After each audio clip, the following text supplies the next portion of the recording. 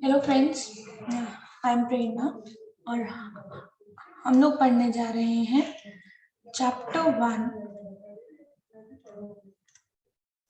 of your accounting, that is basic concept of accounting.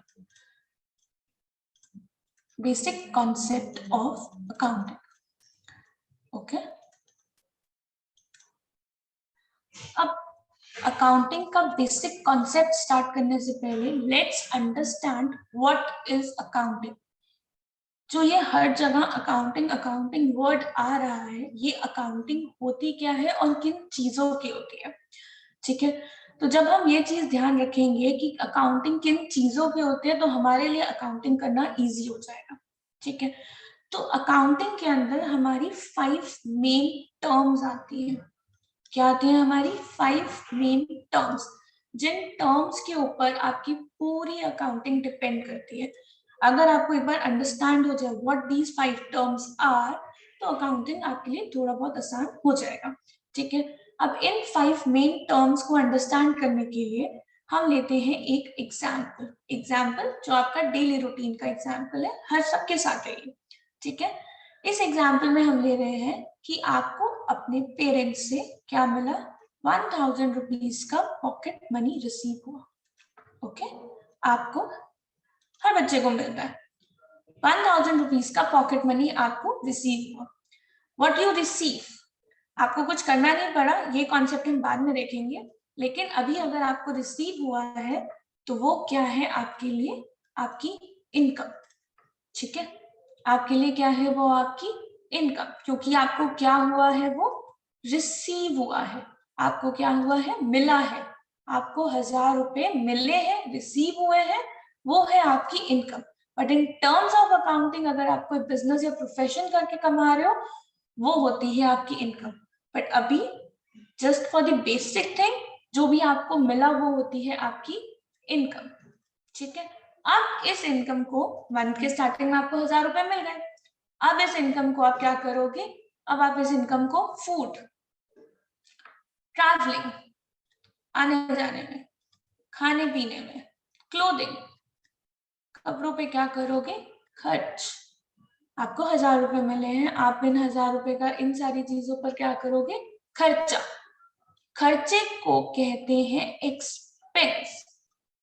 जब आप during the month, एक month में आप इन सारी चीजों पे कुछ एक्सपेंस करोगे, खर्चा करोगे, कर चुको कर हो, मतलब करोगे ना, तो ये आपके क्या होंगे, आपके एक्सपेंस।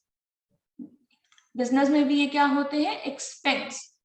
उसके बाद ये सारे खर्चे करने के बाद भी आपने 100 रुपए क्या कर लिए, बचा लिए। मंथ एंड में जब आप देखो तो मंथ एंड में आपके पास 100 रुपए अभी भी बच गए। ये 100 रुपए आपको पता आप अगले महीने भी यूज कर सकोगे, ठीक है। ये आप 100 रुपए फ्यूचर में भी यूज करोगे। तो जब आपको कोई किसी चीज का फ्यूचर बेनिफिट मिल रहा है, क्या मिल रहा है आपको, फ्यूचर में उस चीज का आपको बेनिफिट मिल रहा है, तो वो जो फ्यूचर बेनिफिट होता है उसको क्या कहते हैं, असेट। किसी भी चीज का अगर आपको फ्यूचर में बेनिफिट मिल रहा है तो वो क्या होता है, आपका asset. Future benefit is equal to your asset. Done. अब इस मंथ में आपने अपने फ्रेंड से 200 रुपीज का लोन लिया हुआ था, उधार लिया हुआ था आपने। हर कोई लेता है, खर्चा ज्यादा हो जाता है कभी कभार, तो आपको 200 रुपए का लोन आपने अपने फ्रेंड से ले लिया, राइट। तो ये जो 200 रुपए का लोन है आपको फ्यूचर में जाकर कभी ना कभी क्या करना पड़ेगा, रीपे करना पड़ेगा। आपको फ्यूचर में इस चीज को क्या करना पड़ेगा, रीपे करना पड़ेगा। तो जब फ्यूचर में आपको वो चीज रीपे करनी पड़ेगी तो वो क्या होगी, आपकी लायबिलिटी। ये क्या है आपकी, ये 200 रुपए क्या है, आपकी लायबिलिटी, ठीक है। जो आपको फ्यूचर में पे करना है, आपको फ्यूचर में रीपे करना है, वो क्या है, आपकी लायबिलिटी, ठीक है। अब हमने पढ़ ली है 4 टर्म्स अपनी अकाउंटिंग की। पहली इनकम, जो हमको मिला वो क्या है, हमारी इनकम। जो हमने खर्चा किया ड्यूरिंग द ईयर जो हमने खर्चा किया वो क्या है हमारा एक्सपेंस। बचा लिया हमने और हम उसको फ्यूचर में यूज करेंगे, उसे हमें फ्यूचर में बेनिफिट मिलेगा, वो क्या है हमारा असेट। और जिसको हमें फ्यूचर में देना पड़ रहा है तो हमारा क्या है रीपे करना पड़ रहा है, वो हमारी क्या है लायबिलिटी। ठीक है, अभी तक हमने 4 टर्म्स पढ़ ली। जो लास्ट टर्म होती है वो होती है आपकी कैपिटल। कैपिटल मतलब आपका अपना फंड जो आपके पिगी बैंक में पड़ा है, वो क्या है आपका कैपिटल। जो आप आगे कहीं पर भी उसको इस्तेमाल कर सकते हैं, उसको कहीं पर इन्वेस्ट कर सकते हैं, वो क्या है आपका कैपिटल। ठीक है, आपका अपना फंड जो आप कभी भी उसको यूज कर सकते हो, उसको यूटिलाइज कर सकते हो, वो क्या है आपका कैपिटल। तो 3-5 terms in accounting is income जो आपको मिला। नेक्स्ट इज योर एक्सपेंस जो आपने खर्चा किया। नेक्स्ट असेट जिससे आपको कभी कोई फ्यूचर में बेनिफिट मिलने वाला है। नेक्स्ट इज योर लायबिलिटी जो आगे जाकर आपको क्या करनी है, कभी ना कभी किसी पॉइंट में जाकर आपको क्या करनी है रीपे। और last is your capital. Capital जो आपका अपना फंड है इज योर कैपिटल जो आपका अपना फंड है। अब इसी टर्म कैपिटल को हम और अगर एक्सप्लेन करें तो आप सबको पता है कि बिजनेस और सेल्फ ए और ए लिमिटेड दोनों क्या है डिफरेंट एंटिटीज हैं, दोनों क्या है सेपरेट एंटिटीज हैं। ओके, दोनों आपकी क्या है सेपरेट एंटिटी। और अगर हम अकाउंटिंग टर्म में बोले तो आपका बिजनेस क्या होता है एक separate legal entity. Separate legal entity का मतलब होता है जिसकी एक लीगली जो एक सेपरेट मतलब अलग एंटिटी है, एक अलग एंटिटी है और लॉफुली जो अलग है वो होती है आपकी सेपरेट लीगल एंटिटी। और हमेशा ही आप और आपका बिजनेस एक डिफरेंट चीजें होती है, बिजनेस एक सेपरेट लीगल एंटिटी होती है। फॉर एग्जाम्पल मिठाई बनाने वाला या मिठाई वाले की दुकान और मिठाई वाला खुद, ग्रोवर सन्स और जो भी मिस्टर ग्रोवर, दोनों क्या है they are different, they are separate. ठीक है, और जो भी मिस्टर ए अपनी ए में या अपने बिजनेस में इन्वेस्ट कर रहे हैं अपना फंड, वो अपना फंड उनकी क्या है कैपिटल। वो अपना फंड उनकी क्या है कैपिटल। उनको पता है उनको फ्यूचर में इससे आप वो इन्वेस्ट कर रहे हैं तो उसको आगे जाकर बेनिफिट्स मिलेंगे और ये वो कभी भी विड्रॉ कर सकते हैं अपना कैपिटल, वो अपने बिजनेस में से कभी भी विड्रॉ कर सकते हैं। ठीक है, तो ये होता है कैपिटल जो एक बंदा अपने बिजनेस में लगाता है।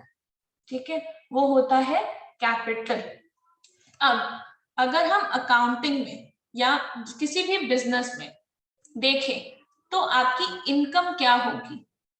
अगर हम किसी भी बिजनेस में देखें तो इनकम क्या होगी इन टर्म्स ऑफ, अगर हम बिजनेस देखें, अब ये तो हो गया हमारा एग्जाम्पल। ठीक है, अगर अब हम इन टर्म्स ऑफ बिजनेस देखें तो इनकम क्या होगी। मिठाई वाला मिठाई बेच रहा है तो बेचने से उसको जो भी मिला वो होगी उसकी इनकम। ठीक है, और आपका क्लोथिंग, अगर आप कपड़े बेच रहे हो, कपड़े बेच के आपको जो भी मिला वो आपकी क्या होगी इनकम। ठीक है, ये इन बिजनेस के टर्म्स में जो भी आपको काम करने पर मिल रहा है वो है आपकी इनकम।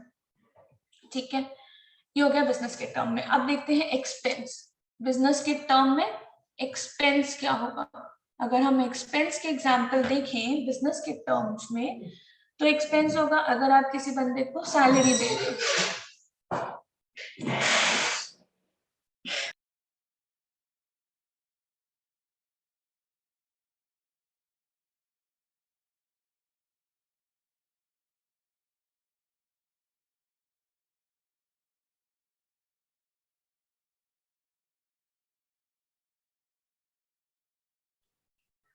अगर हम एग्जाम्पल्स देखें, अब एग्जाम्पल्स में हमारे पास होगा इनकम के एग्जाम्पल्स क्या होते हैं इन द टर्म्स ऑफ बिजनेस।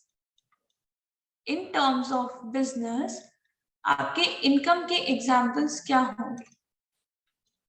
तो हमने पढ़ा अभी हमारे इनकम के एग्जाम्पल्स क्या होंगे। मिठाई वाले ने मिठाई बेची तो आप बेचने पर उसको जो भी मिला वो हो गई उसकी इनकम। डन। गारमेंट्स बेचे, गारमेंट्स बेच के जो भी उनको मिला वो उसकी क्या हो गई? इनकम। तो जो भी आपने सेल्स करी वो आपकी क्या है? इनकम। ठीक है। अगर हम प्रोफेशनल टर्म्स में देखें तो जो भी आपने सर्विसेज प्रोवाइड करी वो होती है आपकी इनकम। कोई भी आपको फीस मिल रही है तो वो आपकी क्या है? इनकम। अब नेक्स्ट अगर हम देखें, नेक्स्ट हमारा कॉन्सेप्ट क्या था? एक्सपेंस। अब एक्सपेंसेस बिजनेस के टर्म में कौन कौन से होते हैं? एक्सपेंसेस बिजनेस के टर्म में होते हैं जो आप खर्चा कर रहे हो। कैसा खर्चा होगा बिजनेस में? अगर आपने बंदा रख रखा है और उसको सैलरी दे रहे हो, वो आपका क्या है? Expense. Electricity expense. Telephone orders लेने के लिए रखे होते हैं हर बंद सबने, that is an expense. Cleaning expense. ठीक है। रॉ मटेरियल, ये तो सारा बहुत डिटेल में हो गया, लेकिन जो भी आपके नॉर्मल खर्चे हैं जो आप एक बिजनेस चलाने के लिए खर्चा कर रहे हो, salary, electricity, telephone, these all are your expenses in terms of business. Then third क्या था हमारा? असेट। असेट क्या होता है? जिससे हमें मिलता है फ्यूचर बेनिफिट। तो फ्यूचर बेनिफिट आपको किससे मिलेगा? बिजनेस में फ्यूचर बेनिफिट्स आपको किससे मिलेंगे? आपकी शॉप मिल रहा है आपको उससे फ्यूचर बेनिफिट। खर्चा तो नहीं हो रहा, आपने एक बार उस पर खर्चा किया और वो फ्यूचर में आपको उसका बेनिफिट मिलता जा रहा है। This is your asset. Car, bike, जो आप कहाँ यूज कर रहे हो? अपने बिजनेस में। ठीक है। डिलीवरी करने के लिए बाइक यूज कर रहे हो, ये क्या है? आपके असेट्स। ठीक है। Shop, car, bike, machinery, plant, ये सारे क्या होते हैं? असेट्स, जिनसे आपको आगे जाकर फ्यूचर में बेनिफिट मिलता जा रहा है। फ्यूचर में क्या हो रहा है? आपको उस चीज का बेनिफिट मिलता जा रहा है। फोर्थ टर्म क्या थी हमारी? जो हमें पे करना है, हमारी लाइबिलिटी, जो हमें क्या करना है? फ्यूचर में पे करना है। इसको हमने क्या करना है? फ्यूचर में पे। तो ये लाइबिलिटी हमारी क्या होगी? लोन। बेस्ट एग्जाम्पल, हर कोई लेता है, बिजनेस में भी लेना पड़ता है। लोन हो गए आपके। उधार पे किसी से सामान लिया, वो बन गए आपके सप्लायर्स। अगर आप उनको कैश या क्रेडिट, कैश या मतलब चेक से पेमेंट नहीं कर रहे तो क्या होगा? उधारी हो गई। वो उधारी हमारी क्या है? हमें फ्यूचर में कभी ना कभी तो पे करना पड़ेगा। उधारी पे कब तक चलता रहेगा? वो उधारी आपकी क्या है? आपकी लायबिलिटी। आपको उनको पे करना है आगे जाकर। ठीक है। उसके अलावा क्या? उसके अलावा क्या हो सकता है? सप्लायर्स हो गए, आपका लोन हो गया। उसके अलावा क्या? अगर आपने किसी को सैलरी देनी है, दी नहीं, तो क्या है? वो आपकी लायबिलिटी, जो अभी भी खड़ी हुई है और आपने अभी तक उसको नहीं दी, तो वो आपकी क्या है? लायबिलिटी। जो आपने किसी भी चीज को फ्यूचर में पे करना है तो वो क्या है? आपकी लायबिलिटी। अब फिफ्थ रह गया कैपिटल। तो कैपिटल का एग्जाम्पल हम पहले भी दे चुके हैं कि जो भी अपना फंड आप बिजनेस में लगाते हो, वो कितना भी अमाउंट हो सकता है, 1 लाख, 2 लाख, जो आप बिजनेस में रखते हो, और आप उसे कभी भी विड्रॉ कर सकते हो। कभी भी क्या कर सकते हो? आप उसको विड्रॉ कर सकते हो, या फिर आप विड्रॉ करने के बजाय आप उसे क्या कर सकते हो? उसके ऊपर ब्याज ले सकते हो। ठीक है ना? आप उसके ऊपर इंटरेस्ट ले सकते हो। तो कैपिटल क्या होती है? आपने अपना फंड बिजनेस में क्या करा हुआ है? इन्वेस्ट किया हुआ है। Invest in business. और ये बिजनेस इन्वेस्टमेंट की कोई लिमिट है? आप जितना मर्जी इन्वेस्ट कर लो, जितना भी आप इन्वेस्ट करोगे वो आपकी क्या हो जाएगी? कैपिटल। तो दीज आर दी 5 टर्म्स जिसपे पूरी अकाउंटिंग आपके डिपेंडेंट है। Income, expense, asset, liability and capital.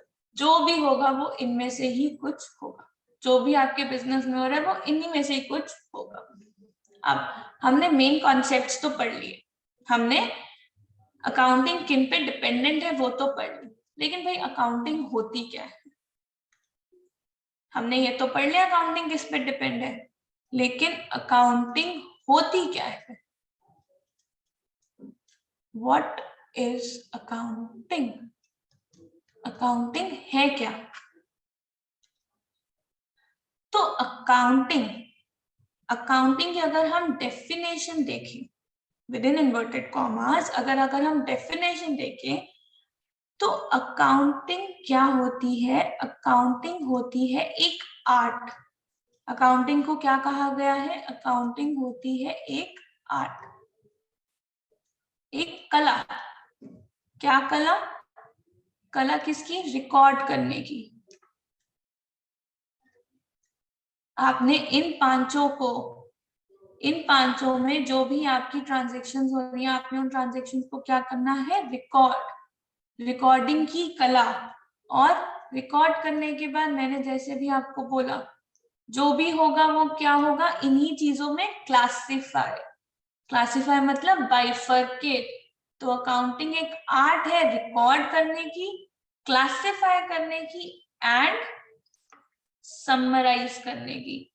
आपने रिकॉर्ड भी कर लिया, ठीक है, आपने इनको बाइफरकेट भी कर लिया, उसके बाद आगे क्या? क्लासिफाई करने के बाद क्या? ठीक है, ये ट्रांजैक्शन है, ये मेरी इनकम है, कर लिया मैंने क्लासिफाई, कर लिया मैंने रिकॉर्ड। उसके बाद क्या? उसके बाद आप उसको क्या करोगे? समराइज। उससे आपको क्या बेनिफिट चाहिए, उससे आपको क्या निकालना है, उस चीज को कहते हैं समराइजिंग। तो अकाउंटिंग एक आर्ट है ऑफ रिकॉर्डिंग। पहले आप रिकॉर्ड करोगे, फिर आप उसको क्या करोगे? क्लासिफाई करोगे, और लास्ट में आप उसे क्या करोगे? समराइज करोगे। समराइज मतलब आप, अगर आपने सुना हो तो हम क्या निकालते हैं? Profit and loss account, balance sheet. ये क्या है? सारी आपकी समराइजिंग। पहले रिकॉर्ड करी जाती है, फिर उनको क्लासिफाई, अलग अलग हेड्स में क्लासिफाई किया जाता है, इन पांचों हेड्स में, और उसके बाद उनको क्या किया जाता है? Summarise. Balance sheet is your summarised version of your transactions. Okay, recording, classifying and summarising. किस मैनर में? एक सिग्निफिकेंट मैनर में, in a significant manner.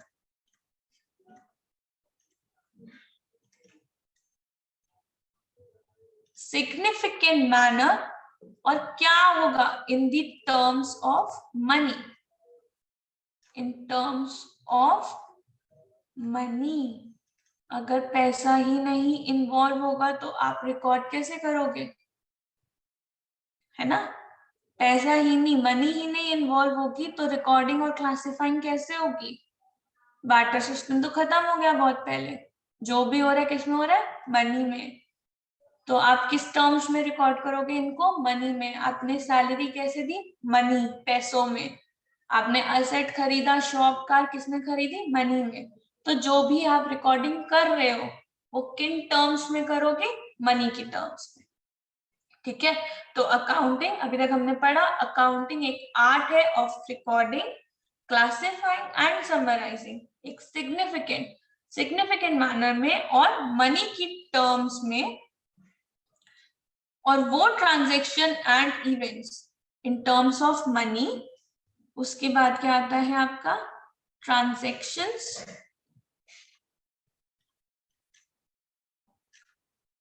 And events of a financial character which are at least, अगर money में नहीं है पर उनका कोई फाइनेंशियल कैरेक्टर होना चाहिए, which are at least of a financial character। मतलब अगर आप मनी में नहीं भी कर पा रहे हो उसको, तो उसका क्या है? एक फाइनेंशियल कैरेक्टर है। ठीक है, कहीं ना कहीं जाकर आप उसको मनी के टर्म्स में ले ही आओगे, उसका फाइनेंशियल करेक्टर है। ठीक है, और फिर आप उसको क्या करते हो? रिकॉर्ड एंड, और आप उसको फिर रिजल्ट्स को इंटरप्रेट करते हो। फाइनेंशियल करेक्टर होने के बाद आप क्या करते हो? फाइनली क्या करते हो, इंटरप्रेट करते हो उसके रिजल्ट्स को, ठीक है, इंटरप्रेटिंग द रिजल्ट्स।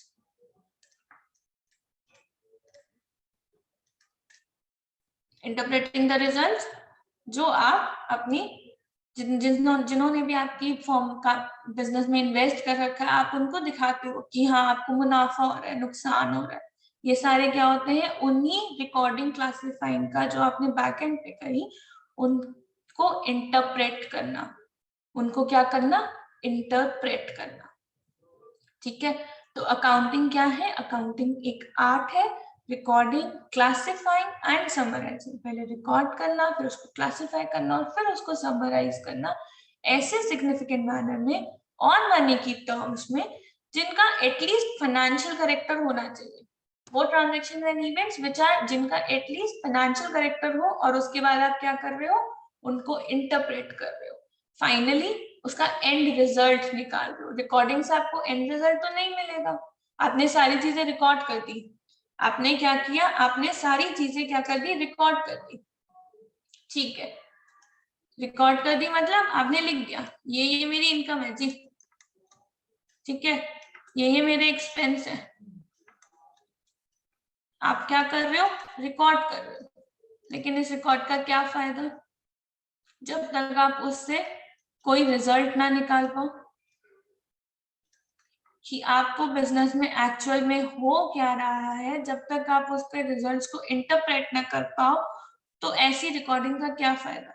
तो अकाउंटिंग आपकी क्या है, अकाउंटिंग आपकी होती है वो आर्ट जिनसे आप इन सारी चीजें करने के बाद एक फाइनल रिजल्ट निकालते हो कि हाँ पूरे साल में मुझे मेरे बिजनेस में क्या हुआ, मुनाफा हुआ, या कितने मैंने लोगों को पैसा देना, मेरी कितनी लायबिलिटी है, मेरे कितने असेट हैं, अब मेरी कैपिटल कितनी हो गई है, मैंने साल भर में कितना खर्चा किया।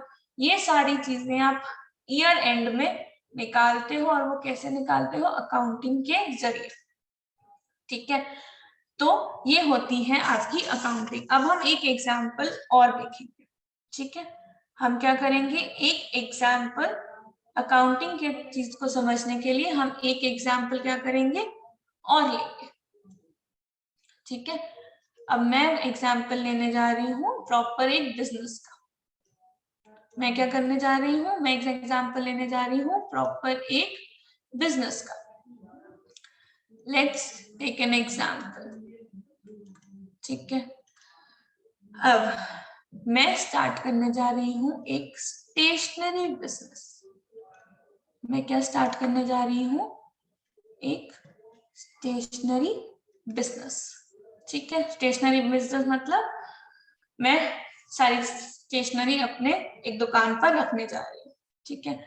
पर सामान लाने के लिए मुझे क्या करना है, उसके अंदर इन्वेस्टमेंट, मुझे सामान लाने के लिए अपने इस बिजनेस में करनी है इन्वेस्टमेंट। अब ये जो मैं इन्वेस्टमेंट कर रही हूँ, ये मेरी इन्वेस्टमेंट क्या है, कैपिटल। ये इन्वेस्टमेंट मेरी क्या है, कैपिटल। मैंने इसके अंदर 2 लाख रुपए की इन्वेस्टमेंट कर दी, मैंने क्या करा, 2 लाख रुपए की कैपिटल अपने इस बिजनेस में, स्टेशनरी बिजनेस में लगा दिया, ठीक है। अब ठीक है, अब हम लेने चलते हैं हमारा फाइनेंशियल पीरियड क्या होता है। हमारा फाइनेंशियल पीरियड होता है हर बार 1 अप्रैल से 31 मार्च, इसको बोलते हैं हम फाइनेंशियल ईयर। जितनी भी आपकी अकाउंटिंग होती है वो किस बेसिस पे होती है, कौन से पीरियड की होती है, आपकी फाइनेंशियल ईयर की। Period of 12 months starting from 1st April and ending on 31st March is your financial year. Is what? Is your financial year. आपको जब भी अकाउंटिंग करनी है तब आप अकाउंटिंग किसकी करोगे, एक फाइनेंशियल ईयर के लिए अकाउंटिंग करोगे, ठीक है। अब ये बिजनेस मैंने 1 अप्रैल को ओपन कर लिया।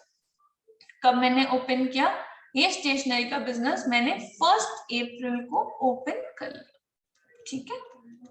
उसके बाद मैंने कुछ परचेजेस करी, ऑब्वियसली मैं बिजनेस करूंगी तो मैं क्या करूंगी, कुछ परचेजेस करूंगी, सामान लाऊंगी।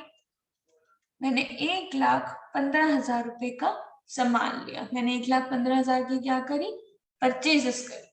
अब ये परचेजेस मेरे लिए क्या है, ये परचेजेस मेरा क्या है, एक्सपेंस। ये परचेजेस मेरा क्या है, एक्सपेंस।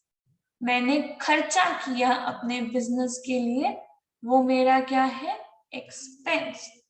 ठीक है। और इसी जो मैं सामान लाई उसको मैंने सेल कर दिया, मैंने सेल्स करी पूरे साल में 1,47,000 रुपीज की। जो मैं सामान लाई उसमें मैंने सेल्स करी 1,47,000 की। मैं 1,15,000 का सामान लाई और मैंने 1,47,000 की सेल्स कर दी।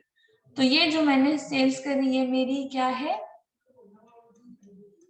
इनकम। ये मेरी क्या है, इनकम। जो भी मुझे मिला वो मेरी क्या है, इनकम। ठीक है। उसके अलावा जिस शॉप पे मैंने अपना स्टेशनरी बिजनेस खोला वहां मैंने क्या दिया, शॉप का रेंट। जिस शॉप पे मैंने अपना बिजनेस खोला वहां मैंने क्या दिया, शॉप का रेंट।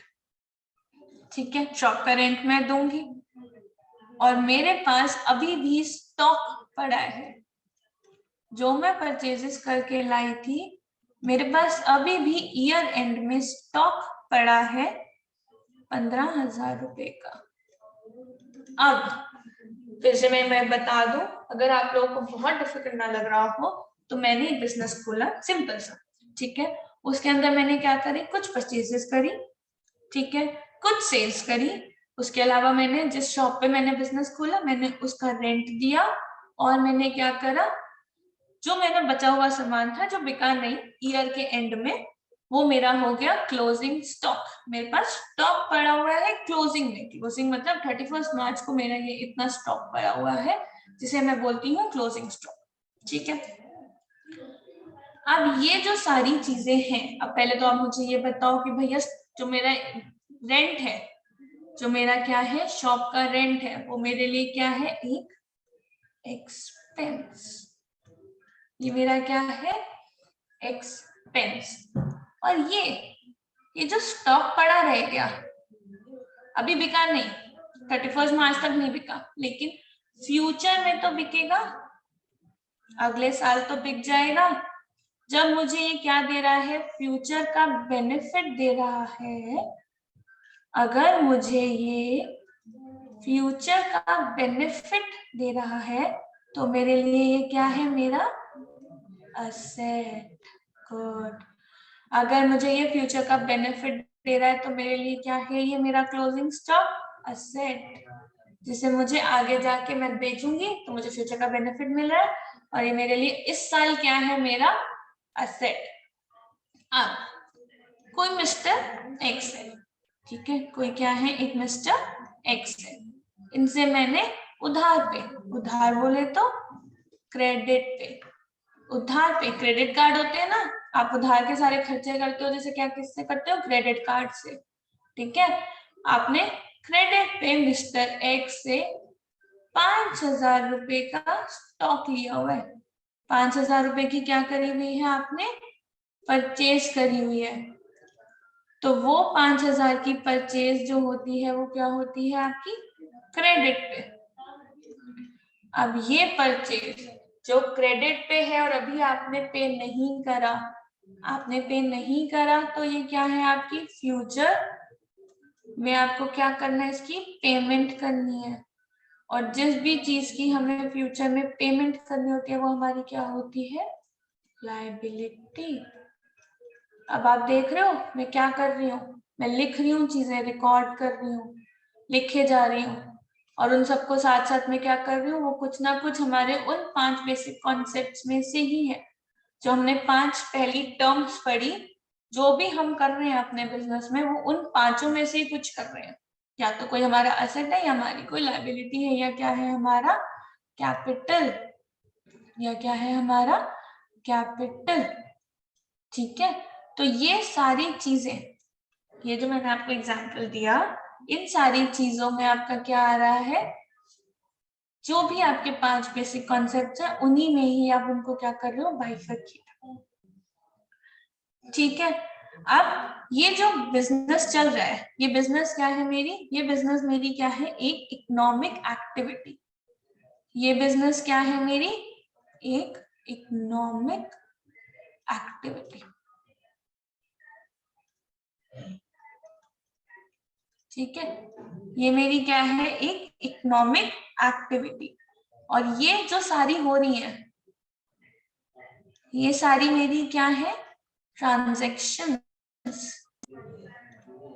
ये मेरी सारी क्या है, ट्रांजैक्शंस। किसमें हो रही है, मॉनेटरी टर्म्स में। किसमें हो रही है, मॉनेटरी टर्म्स में, है ना।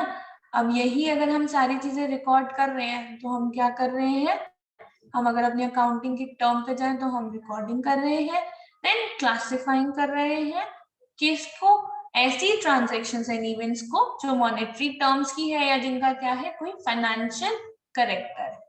ठीक है, अभी तक हमने अकाउंटिंग के सिर्फ बेसिक देखा, आपने रिकॉर्ड किया, उसको क्लासिफाई करा अपने 5 टर्म्स में, 5 बेसिक या मेन इंपॉर्टेंट टर्म्स में। क्लासिफाई करने के बाद आपने देखा कि ये क्या है, मॉनेटरी आइटम्स है, आप कुछ ट्रांजैक्शंस या इवेंट्स कर रहे हो, तो ये सारी चीजें क्या है, आपकी एक बिजनेस। ये क्या है, सारा आपका एक बिजनेस, और आप इनकी क्या कर रहे हो, accounting. Simple, this is accounting, जो हमने कभी ना कभी किसी ना किसी फॉर्म में कहीं ना कहीं जरूर करी होगी। ठीक है, अब मेन मोटिव क्या होता है, आप बिजनेस कर रहे हो तो आप क्या चाहोगे, उस बिजनेस से आपको क्या मिले, प्रॉफिट मिले। लॉस में तो कोई भी नहीं करना चाहता। तो जो भी आपको मिल रहा है, जो आपका बच रहा है इन द सेंस, जो भी ये सारे खर्चे करके या परचेजेस करके जो भी आपकी इनकम में से बच रहा है, उसे हम क्या कहते हैं, प्रॉफिट या सरप्लस। और मैं कह रही हूं, मैंने इस बिजनेस में 47,000 रुपीज का क्या कर लिया, सरप्लस, प्रॉफिट अर्न कर लिया। सारी चीजें करने के बाद, सब करने के बाद, मैंने इस साल में एट द ईयर एंड जब मैंने रिकॉर्डिंग करी तो मेरा ये क्या हुआ, रिजल्ट निकला। ये मेरा क्या है, रिजल्ट है कि मैंने 47,000 रुपीज का क्या किया, सरप्लस कर लिया। ठीक है, तो ये सारी चीजें जो हम कर रहे हैं, ये है हमारी अकाउंटिंग। ठीक है, और इन अकाउंटिंग में जो हमारी मेन टर्म्स है, इन अकाउंटिंग में जो हमारी मेन टर्म्स है वो कौन सी है, इनकम, आपका expense, asset, liability and your capital. पूरी अकाउंटिंग आपकी किस पे डिपेंड करती है, आपकी इन्हीं 5 टर्म्स के ऊपर। इन्हीं 5 टर्म्स में हम अपनी ट्रांजैक्शंस या इवेंट्स को बाइफरकेट करते हैं। इन्हीं 5 टर्म्स के बेसिस पे हम अपना रिजल्ट निकालते हैं कि हमें सरप्लस हुआ है या लॉस हुआ है। ठीक है, अब जो हमने यहाँ पर पढ़ा कि हमारी जो बिजनेस है, हमने जो यहाँ पर पढ़ा कि हमारा बिजनेस, जो हमारा बिजनेस और हम A limited and A, mister A, दोनों डिफरेंट बंदे हैं। ये जो हमारा कॉन्सेप्ट हमने पढ़ा, ये होता है हमारा सेपरेट लीगल एंटिटी। ये कॉन्सेप्ट हमारा क्या होता है, सेपरेट लीगल एंटिटी। अब सेपरेट लीगल एंटिटी का मतलब होता है कि मिस्टर ए जो इन्वेस्ट कर रहा है या जो बिजनेस चला रहा है, एक्चुअल में बिजनेस खुद से खुद तो चल नहीं सकता, खुद से खुद तो चलेगा नहीं, किसी ना किसी को तो उस पर आइडिया लगाना पड़ेगा, सारा चीजें अप्लाई करनी पड़ेगी तभी बिजनेस चलेगा। फिर भी कहते हैं कि जो ये बंदा है जो सारी चीजें कर रहा है और जो वो बिजनेस चला रहा है, ये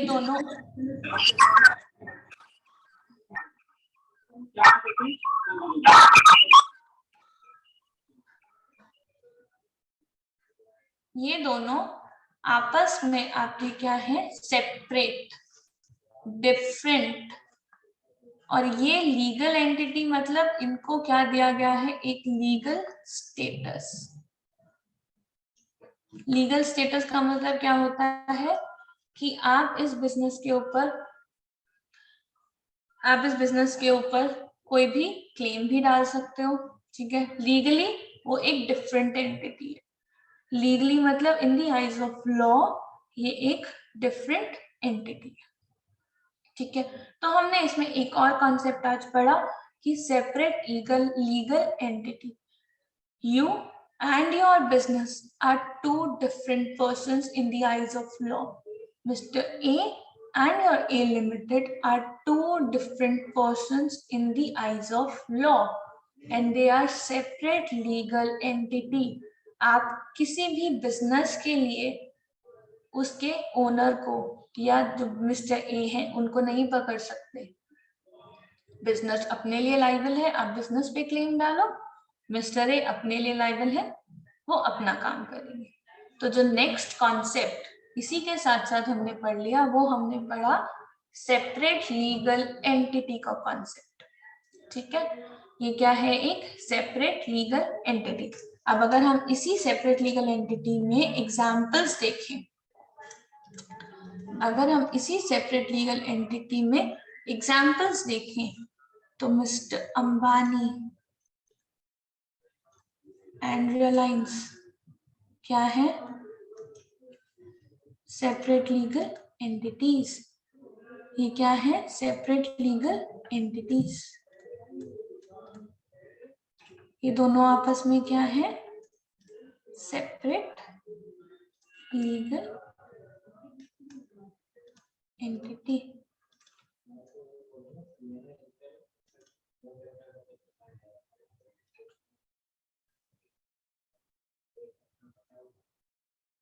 ठीक है।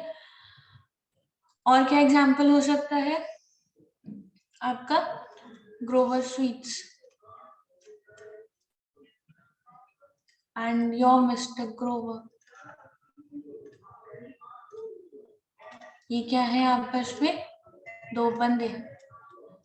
ग्रोवर स्वीट्स एक डिफरेंट लीगल है, इसकी अपनी एंटिटी है, और मिस्टर ग्रोवर इनकी क्या है, अपनी अलग एंटिटी है, अपनी अलग पहचान है। और ग्रोवर स्वीट्स की अपनी अलग पहचान है। तो ये क्या है, एक सेपरेट लीगल एंटिटी, ठीक है।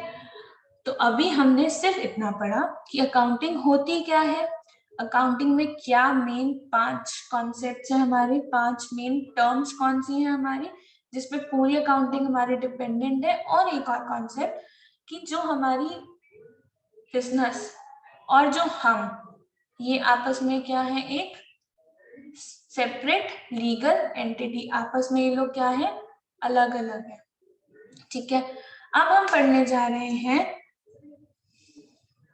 ठीक है, हमने मान लिया कि आप अकाउंटिंग कर रहे हो जी, ठीक है, एक बिजनेस की कर रहे हो जी जो सब सेपरेट है, आपसे एकदम अलग है, डन। लेकिन आप अकाउंटिंग करते कैसे हो, अकाउंटिंग आपकी होती है एक्रूअल बेसिस। अब जो ये नया हमारी टर्म आई है भैया, इसका क्या मीनिंग है, एक्रूअल मतलब क्या, मैं आपसे कह रही हूँ कि अकाउंटिंग जो होती है वो किस पे होती है, एक्रूअल बेसिस पर। लेकिन एक्रूअल है क्या, ये तो एकदम नया टर्म है, हमें क्या पता एक्रूअल क्या होता है। तो एक्रूअल बेसिस होता है कि अकाउंटिंग में,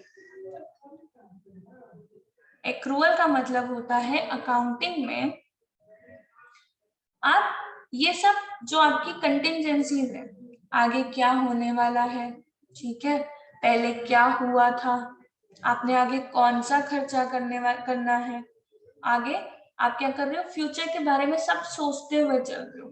ठीक है, ठीक है। तो जैसे कि आपने फरवरी मंथ में, अब इसका बेस्ट एग्जांपल है,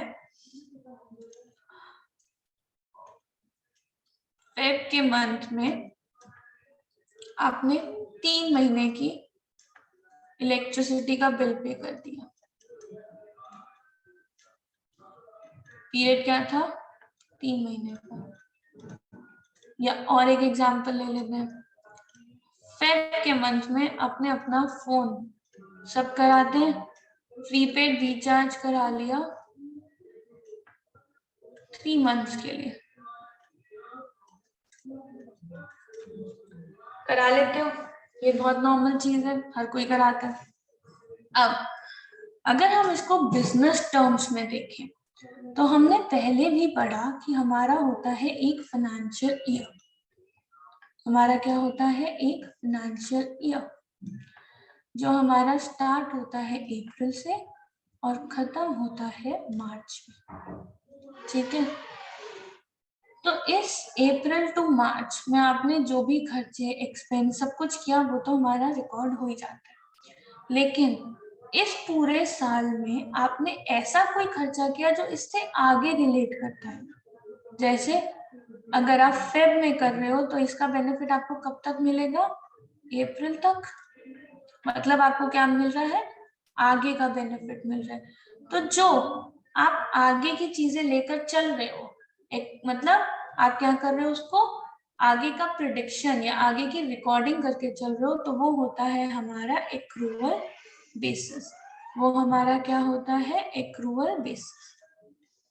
ठीक है, एक्रूअल मतलब आप फ्यूचर के लिए चीजें लेकर चल रहे हो।